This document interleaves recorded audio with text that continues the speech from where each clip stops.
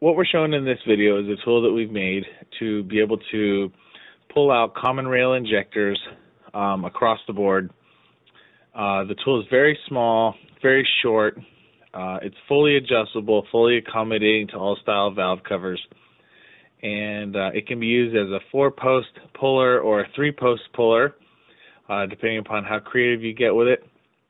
It'll adapt to any size fastener that are on the valve covers, and it fully adjusts in every direction.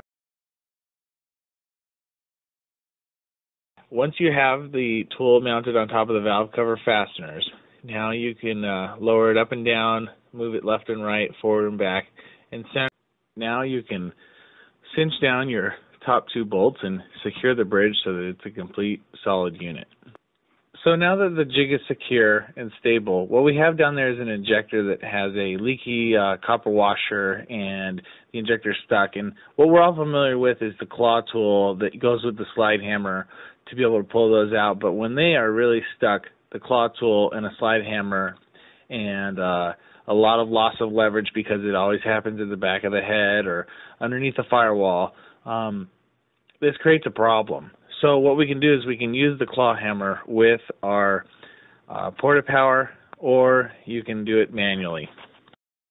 So for whatever reason that you can't use the claw puller to pull out the injector, and you have to disassemble the injector, then there are alternative pulling spindles that you can use to attach to the inside bore of the injector, depending upon what brand it is.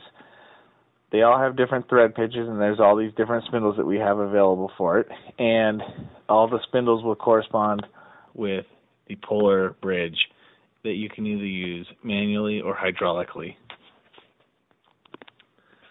So now that the injector is, both injectors are inside the head, what you can see here is we're going to go after this first injector.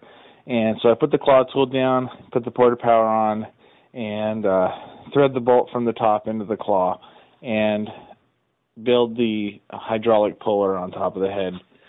The overall height of this, by the time I'm done, is no taller than the height of my hand, so it's about 5.5, 6 inches.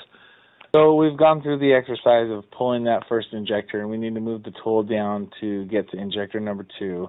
So what we're going to do is take notice of the valve cover screws, and we're going to move the jig down. So here we go. So here we are. We've moved the jig down one step over, and you see that here we are. We're moving it, and now it's moved down to the next side, and you can see that this particular setup has a lot more room because the valve cover screws are farther apart. So you can get number 2 and number 3 at the same time with this setup.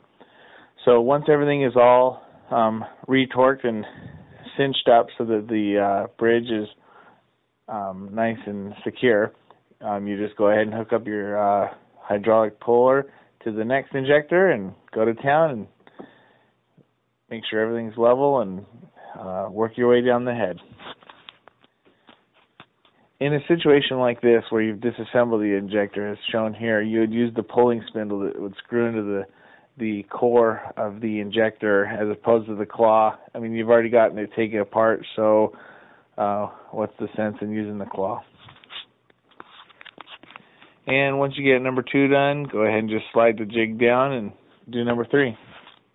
As you can see, the GT114 is available in 2 different options. The 1500 is the manual forcing screw version, and you choose your appropriate pulling spindles depending upon your need, whether it's a Bosch, Delphi, or Siemens injector, what you got going on, whether you're using the claw or if you're going to disassemble the injector. You got a lot of options.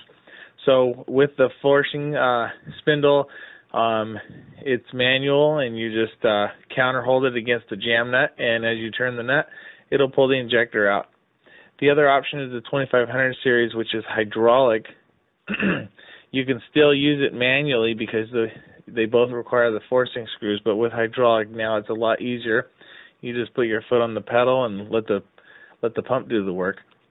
It comes with a 10-ton ram, and pretty self-explanatory now that you've seen the video. So if you have any questions, feel free to give us a call, and we'll tend to your needs as they come up. So thank you very much for watching. Have a good day.